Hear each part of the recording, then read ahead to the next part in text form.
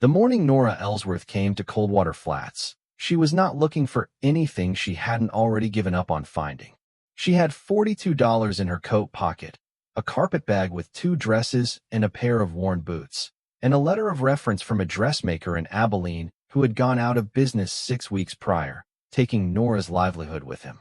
She was 31 years old, unmarried, and had the particular kind of face that people described as handsome when they were being kind and plain when they were being honest.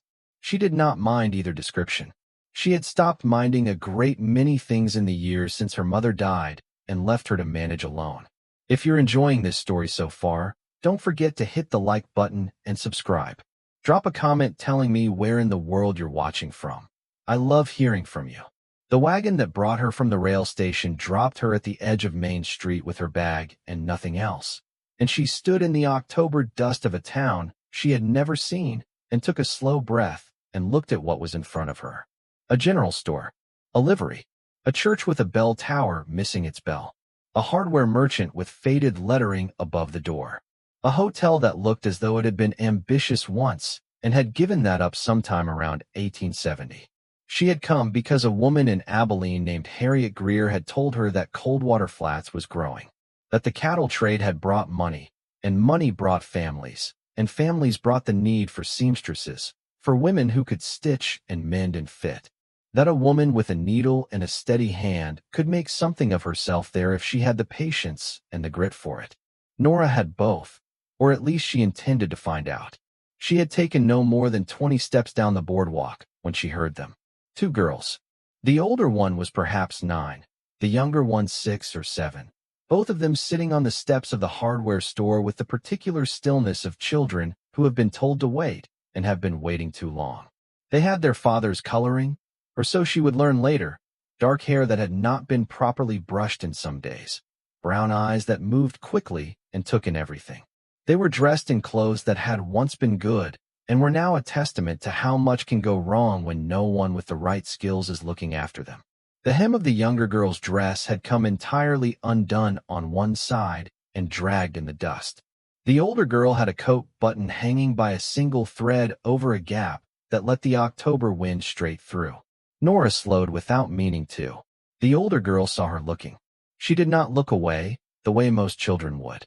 She met Nora's gaze with a directness that was startling, almost adult, and then she did something Nora had not expected. She stood up from the step and walked toward her. "You're new," the girl said. "Not a question." "I am," Nora said. "Just arrived."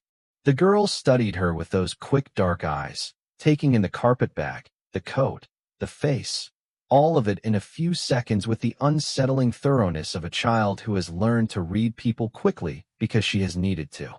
"Can you sew?" the girl asked. Nora blinked. "I can." The girl turned back to her sister. "Clara," she said, "come here." The younger girl climbed off the step and came to stand beside her sister, her dragging hem gathering dust with every step. She looked up at Nora with an expression of absolute trust that had no basis yet in any evidence, the pure open faith of a child who has not yet been given enough reasons to close herself off. It made something in Nora's chest pull tight. Her hem came loose 3 weeks ago, the older girl said, pointing to Clara's dress with the matter-of-fact tone of someone presenting a problem that has gone unsolved long enough. "And I have a button. Papa doesn't know how to fix them, and Mrs. Holt at the boarding house says she doesn't do mending for other people's children." "What is your name?" Nora asked the older girl. "Rose," she said. "Rose Calloway." "That's Clara." "How old are you, Rose?" "9. She said it the way 9-year-olds do when they want to be taken seriously. Old enough to know that a hem dragging in the mud for 3 weeks is going to ruin the dress. Nora looked at the two of them. The honest disrepair of their clothes. The gap in Rose's coat where the wind came through. The absolute practicality of what this child had done, standing up from those steps and walking toward a stranger because the stranger looked like someone who might be able to help. She set down her carpetbag on the boardwalk. "Have you got a pin?" she said to Rose. Rose reached into her coat pocket and produced a single straight pin with the gravity of someone handing over something precious. Nora crouched down in front of Clara, who stood perfectly still with the patience of a child who has been held and fitted before, and pinned the hem up temporarily, enough to get it off the ground. "That will hold until it's properly stitched," Nora said. She stood and looked at Rose's button. "I have thread in my bag. I can do that one right now if you like."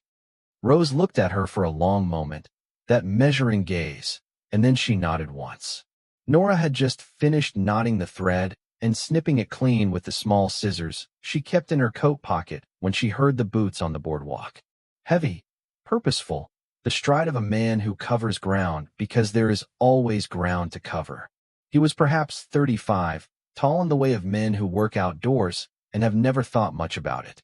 Dark hair, darker than his daughter's, with a jaw that carried 3 days of not thinking about shaving, and eyes that were a shade of brown so deep they read almost black in the shadow of his hat brim. He was wearing a work coat that had been mended in 2 places with mismatched thread, which told her something, and he was carrying a paper-wrapped parcel in one hand and moving with the focused efficiency of a man who has too much to do and not enough hours. He saw his daughters and slowed. Then he saw Nora, crouched over Clara's hem with a needle in her hand, and he stopped entirely. "Papa," Rose said. "Her name is Nora. She fixed my button, and she's fixing Clara's dress." The man looked at Nora, then at his daughters, then at Nora again. There was something in his face she couldn't read yet, a complicated mix of things that moved through his expression too quickly to name before he put them all away somewhere and replaced them with the ordinary caution of a man looking at a stranger. "Eli Calloway," he said. His voice was low and even, the voice of a man who didn't raise it often because he didn't need to. "Nora Ellsworth." She stood, tucking her needle back into the small case in her pocket. "I just arrived on the morning wagon. I'm a seamstress." He looked at Clara's hem, at Rose's coat, at the thread in Nora's hands. "What do I owe you?" he said. "Nothing," Nora said. "The button took 2 minutes. The hem will need proper stitching later, but the pin will hold for today." He was quiet for a moment, the kind of quiet that meant he was thinking something he hadn't decided yet whether to say. "Are you settled somewhere?" he asked. "Not yet. I was about to look into the hotel." He shifted the parcel in his hand. "The hotel is expensive for what it is," he said. "Mrs. Holt at the boarding house on Chestnut Street is half the rate and keeps a cleaner room." A pause. "If you're looking for work, the mercantile owner's wife has been wanting a seamstress for 6 months and hasn't found one willing to stay." He said it plainly, without performance. Information he thought might be useful, offered because it seemed practical to offer it. "Thank you," Nora said. He nodded once. "Come on, girls." He held his free hand out, and Clara took it immediately, leaning against his arm. Rose fell into step beside him, and as they moved away down the boardwalk, Nora heard Rose say something in a low voice to her father that she couldn't make out. She saw his head turn, just slightly, back in her direction. Then they were gone around the corner, and Nora picked up her carpetbag and stood for a moment in the October sun, not sure what she had just walked into, and feeling, for the first time in a long time, as though the town she had stepped off a wagon into might hold something worth the stepping. She found Mrs. Holt's boarding house, and she found the mercantile, and she found Eleanor Voss, the mercantile owner's wife, who was a small, efficient woman with a backlog of mending and alterations that had been accumulating for the better part of a year. They reached an agreement inside of 15 minutes. A corner of the back room for Nora's work, a fair split on the alterations, and the use of Eleanor's sewing machine for major work. It was not a fortune. It was a beginning, and Nora had learned to recognize the difference between those two things and be grateful for the second. She had been in Coldwater Flats for 4 days when Rose Calloway appeared at the mercantile door after school. She stood in the entrance with that straight-backed deliberateness she carried everywhere, her schoolbook under her arm, and she looked at Nora's corner with the same measuring eyes she had used on the boardwalk. "You're still here," she said. "I am," Nora said. "The last seamstress left after 2 weeks. Mrs. Voss said she didn't like the winters." "I'm from Kansas," Nora said. "I know winters." Rose considered this. Then she came further into the room and set her book on the end of the table and watched Nora work for a while in silence. It was not an uncomfortable silence. It was the silence of a child who is deciding something slowly, without being rushed. "Clara wants to know if you can come to supper," Rose said finally. Nora looked up from the seam she was running. Clara wants to know, she repeated. We both want to know, Rose said, with the particular dignity of a 9-year-old who will not be caught showing too much. Papa said I could ask. If you're hooked on this story, make sure to subscribe and turn on notifications so you never miss an upload. Your support means everything and helps me bring you more emotional stories like this one. The Calloway house was on the eastern edge of town, set back from the road with a cottonwood in the yard that must have been beautiful in summer and was now stripped bare for autumn, its white branches reaching up against the early evening sky. The house was solid, practical, the house of a man who had built it himself and built it to last rather than to impress. There was a barn behind it, and a fenced kitchen garden that had been properly put to bed for winter, which told her someone knew what they were doing with the land. Eli Calloway opened the door and looked at her for a moment with that same unreadable expression. Miss Ellsworth, he said. Come in. Inside, the house was warm and smelled of wood smoke and the particular beef and onion smell of something that had been simmering all day. Clara was at the kitchen table with a piece of paper and a pencil, drawing something with total concentration. She looked up when Nora came in, and her face opened into a smile so complete and unconditional that it was almost hard to look at directly. You came, Clara said, as though this was the resolution of something she had been hoping for very much. I came, Nora said. The kitchen was clean in the way a man's kitchen is. Clean when he is trying his best and knows it is not quite right. The surfaces were scrubbed, the dishes stacked, but there were small tells everywhere, the unmended curtain at the window, the cracked handle on the cast-iron pot, the absence of the small feminine touches that make a kitchen into a warm place rather than simply a functional one. There were 2 mismatched chairs at the table and a third that had been added recently, still at a slight angle. Eli Calloway was not a man who knew how to make small talk. She learned that quickly. He brought things to the table and served them without ceremony. And when he sat, he asked her plain questions and listened to the answers without the particular restlessness of people who are only waiting for their turn to speak. She told him about Abilene, about the dressmaker who had closed up, about the years before that, the years of making her own way after her mother died, the traveling and the settling and the moving on. You never married, he said, not with the prying tone some people used on the subject. Observation, the way he might note the weather. No, she said. I was busy keeping myself fed. Something moved at the corner of his mouth. Not quite a smile. Rose ate her supper with her eyes moving between Nora and her father in a way that was too deliberate to be accidental. Clara sat as close to Nora as the chair allowed, and at some point, without any apparent reason, reached over and put her small hand on Nora's arm and left it there, the way children do when they have decided they trust someone and want to make that known. Eli saw it. He looked down at his plate. After supper, while the girls helped clear, he stood at the kitchen window with a cup of coffee and looked out at the dark yard. Their mother has been gone 2 years, he said. His voice was quiet. Careful with the words the way you are with something that still has edges. Margaret. Fever took her in the spring of '78. Nora said nothing, because nothing was the right thing to say. Rose was 7 when it happened, he said. She understood. Clara didn't, not fully. Still doesn't some days. He turned the cup in his hands. I do my best. I know it's not always enough. It looks like enough from where I'm standing, Nora said. He looked at her then. Really looked, the way he hadn't quite done before. The way people look when they're trying to decide if someone means what they say or is just being kind. You're good with them, he said. They make it easy. He was quiet for a moment. Most women in town look at them like a problem to be managed. Like if they're kind to the girls, I'll expect something in return. He set his cup down. I don't expect anything in return. I just want my daughters to have someone in their lives who, he stopped. Looked back out the window. Someone. Nora understood the sentence without the end of it. She had been understanding incomplete sentences her whole life. The ones people couldn't finish because the thing they meant was too large or too raw to get all the way out. She became a regular presence at the Calloway house, in the way things become regular without any single decision being made about them. Rose appeared at the Mercantile after school on Tuesdays and Thursdays and sat with her schoolbook and watched Nora work and talked or didn't, and both were fine. Clara came with her father on Saturday mornings when he did the week's supply errands, and while he dealt with the mercantile accounts, she sat beside Nora and watched the needle go in and out of the fabric with an expression of pure absorption.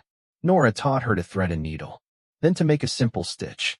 Clara practiced on a scrap of muslin with the total seriousness of a 6-year-old given real work to do, her tongue between her teeth, her small fingers slow and deliberate. "Mama sewed," Clara said one morning, without looking up from her stitching. "Did she?" Nora said. "She made our dresses." Rose remembers. "I only remember a little bit." A pause. The needle went in and out. "I remember her hands." Nora kept her voice very steady. "That's a good thing to remember." Clara looked up. "Rose says we shouldn't forget her." "Rose is right." "But Rose also said." Clara stopped and looked at the door, as though checking whether Rose was within earshot. Then back at Nora, lower. "Rose said that Papa is lonelier than he lets on, and that we should do something about it." Nora looked at the child for a moment. "And what did Rose decide to do?" she said carefully. Clara smiled. "She decided to ask you to supper." The winter came down hard on Coldwater Flats in early December, the kind of cold that has weight to it, that you feel in the bones before you feel it on the skin. Nora's little room at Mrs. Holt's was drafty at the window, and she stuffed the gap with a strip of old flannel and wore her coat in the evenings sometimes, writing letters and reading by the one-oil lamp, and it was fine. She had been cold before. Cold was manageable. What was not manageable, she was beginning to understand, was the particular ache that came on Sunday evenings when she walked back from the Calloway house, and the lamplight in their window grew smaller behind her and eventually disappeared, and she was walking in the cold dark with that ache in her chest that she didn't have a name for yet. She named it. Finally, on a Sunday in the second week of December, standing at her drafty window with the cold coming through the flannel. She was in love with Eli Calloway.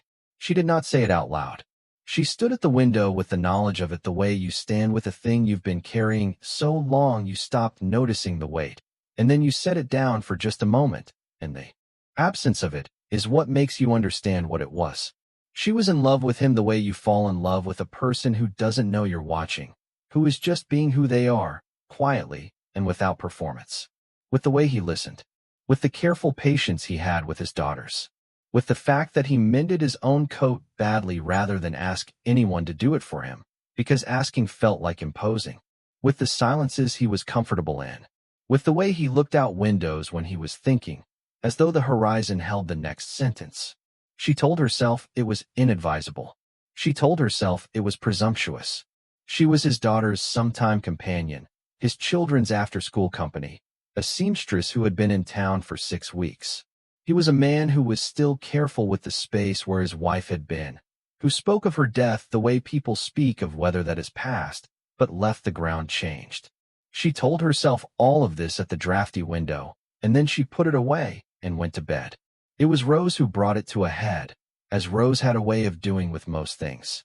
It was a Saturday in the third week of December, snow on the ground and more coming, and Nora had closed the workroom early because Eleanor Voss had gone home with a headache and the mercantile was quiet. She was walking back to Mrs. Holt's when she heard quick footsteps behind her and turned to find Rose, coatless in the snow, her breath coming fast.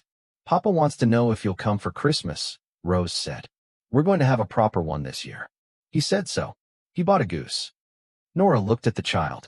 The earnestness in her face, the cold reddening her cheeks, the hair flying loose from its braid in the wind. "Rose, where is your coat?" "In the house. I ran out to catch you." She lifted her chin. "Will you come?" Nora thought of the practical thing to say, the sensible thing, the thing that kept the correct distance. She had been saying that thing for weeks, and the distance wasn't holding. "Yes," she said. "I'll come." Rose's face did something complicated and lovely. Then she turned and ran back toward the house, her boots kicking up small sprays of snow, and at the door she turned back and called, "I told Clara you'd say yes," before disappearing inside. Nora stood in the snow for a moment. She thought, these girls. She thought, I am already lost. Christmas at the Calloway house was warm in the way that warmth means more than temperature. Rose had made paper decorations and strung them along the mantel. Clara had drawn a picture of the family and pinned it to the wall, the figures round-headed and cheerful, and when Nora looked at it she saw 4 figures, not 3, a tall one, 2 small ones, and one that was medium height with what appeared to be a needle and thread in its hand. She stood looking at it for a long time. Eli came to stand beside her. He looked at the drawing. He was quiet for a moment. "Clara has been drawing her for weeks," he said. His voice was very careful. "The woman with the needle." Nora didn't say anything. "She doesn't name things, Clara. She just draws them until she understands them." He was looking at the picture, not at her. "Rose is more direct about it. Rose told me 2 weeks ago that I should tell you something before someone else in town beat me to it." Nora looked at him. He turned. His eyes found hers and stayed, with that same directness his older daughter had, the same quality of looking that did not flinch or deflect. "I have been careful for 2 years," he said. "About the girls. About this house. About every decision, because the stakes are too high to be careless with." He stopped. "I have not been careless about you. I want to say that clearly. What I feel is not careless. It is the opposite of that." The fire crackled. Somewhere in the other room Clara was singing something to herself, tuneless and happy. "What I feel," he said again, and stopped, because the sentence was larger than he had room for at the moment. He reached out and took her hand. His fingers were rough and warm. He held her hand the way a man holds something he is afraid of dropping. Firmly, but with great care. "I know what you feel," Nora said. Her voice was barely above a whisper. "Do you?" "I feel it too," she said. "I have felt it for a long time, and I have been telling myself all the reasonable reasons not to. And now," she looked at their hands, at his coat, the mended places, the mismatched thread. She thought about all the small, honest things she had learned about this man over 6 weeks of Tuesdays and Saturdays and Sunday suppers. All the things that were not grand or extraordinary, but were true and steady and his. "Now Rose told you to say something before someone beat you to it," she said, "and I am glad she did." Something broke open in his face, carefully, like a door long closed being opened slowly to see if the hinges held. He was not a man who made speeches. He was a man who showed what he meant by what he did, and what he did was bring her hand up and press it, very briefly, to his jaw. His eyes closed for just a moment. The gesture of a person who has been carrying something alone for a very long time and is learning to set it down. They were married in February, on a day when the snow was still on the ground, but the light had already started to change, that first thin February brightness that doesn't warm the air yet, but reminds you that warmth is coming. The church was small, and the ceremony was plain, and the girls stood beside Nora at the front of it. Rose straight-backed and serious in a new dress that Nora had made her, Clara in the dress with the properly stitched hem, holding Nora's hand with both of hers and swinging it slightly, because Clara at 7 found stillness difficult when she was very happy. Mrs. Voss from the mercantile came. 3 of the ranch families came. Mrs. Holt came, which surprised Nora, and shook her hand with a warmth she hadn't shown before, which surprised her more. Eli stood at the front of that small church and looked at her walking toward him with his 2 daughters, and his whole face was the most honest thing she had ever seen in her life. Not performance, not ceremony. Just a man looking at the thing he had been waiting for without knowing he was waiting, and knowing now with complete certainty what it was. The winter softened into spring, and the Calloway house changed the way a house changes when the person who was missing from it arrives. Not dramatically, not all at once. In small accumulations. Nora's curtains went up at the kitchen window. The cracked pot handle was replaced with one she found at the hardware merchant. Rose's coat got 2 new buttons, and Clara got a summer dress in a blue that made her eyes look even larger than they were. And when Clara put it on for the first time, she stood in front of the small mirror in the bedroom, and turned slowly, and then looked at Nora and said, in a voice of great solemnity, "This is the best dress I have ever had in my whole life."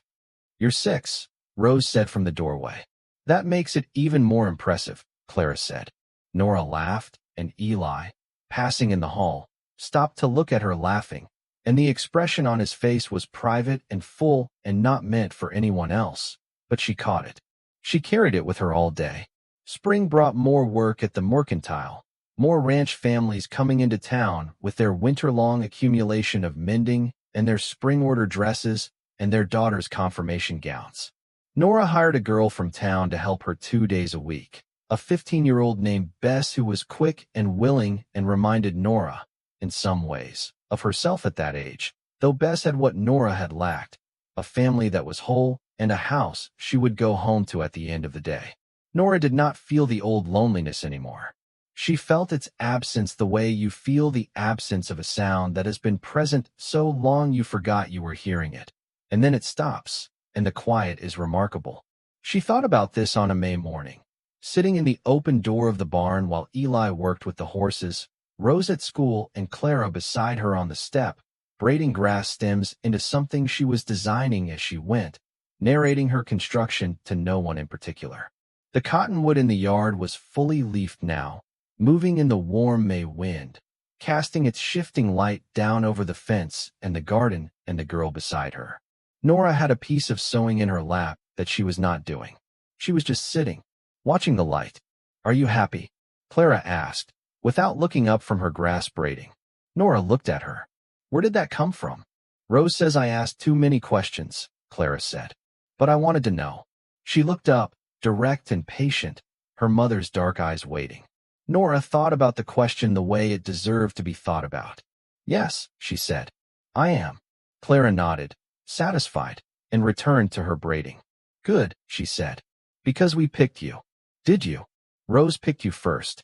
"I just agreed with her." Clara held up her grass braid, examining it critically. "But I agreed very strongly." Inside the barn, one of the horses moved, and Eli's voice came low and steady. The voice he used with animals and sometimes with his daughters when they were upset. The voice that said without words that everything was all right, that he was there, that the ground was solid. Nora listened to it for a moment, that voice, and felt the truth of what she had told Clara settle into her, the simple, enormous truth of it.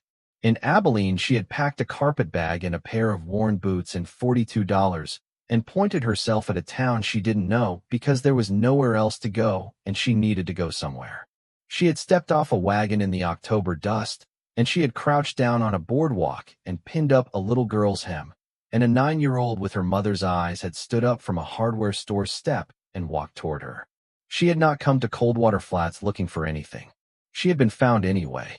That was the part that stayed with her as the years passed, as the cottonwood grew broader in the yard, and the girls grew taller, and the house filled with the particular noise and texture of a life being fully lived in.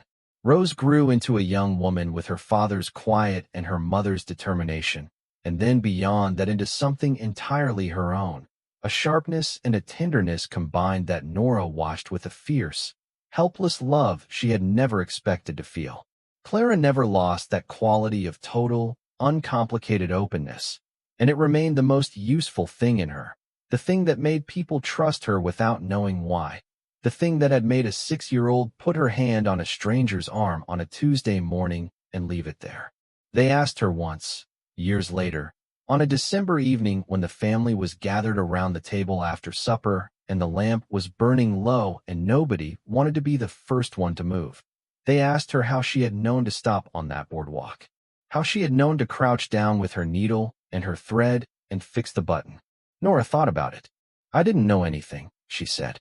"I saw a hem dragging in the mud and it needed to be fixed, so I fixed it." Eli was looking at her across the table the way he had looked at her on their wedding day, the private, full look that was not for anyone else. "And then Rose walked up to you," he said. "And then Rose walked up to me." Rose, sitting at the end of the table, did not look particularly modest about this. "I had good judgment even at 9, she said. "You had your mother's eyes," Nora said, and the table went quiet for a moment, the comfortable quiet of a family that has learned to hold its grief alongside its joy, both of them real, both of them part of the same life. "Mama would have liked you," Clara said. Simple, certain, the way Clara said most things. "I hope so," Nora said. "She would have," Clara said. "She always liked people who fix things." Outside, the December wind moved through the bare cottonwood, the same wind that had been blowing on the October morning when a wagon dropped Nora Ellsworth at the edge of Main Street, with a carpetbag and $42 and a worn pair of boots. The same cold October of the world that gives nothing away before it gives it. The lamp burned on the table. The fire spoke its small language in the hearth. The cottonwood moved in the dark yard. And in that house, in that family, the woman who had come to a strange town with nothing much and been chosen by two girls before their father even knew he was looking. She sat at the table with all of them around her, her needle at rest for the evening, her hands still for once, and she let herself have it. All of it. The full, enormous, ordinary grace of a life that had come together in the only way lives truly do. One small, careful, unassuming choice at a time, until the sum of them was home. Thank you so much for watching until the end. If you love this story, check out the other videos on your screen now. I think you'll really enjoy them. And don't forget to subscribe if you haven't already.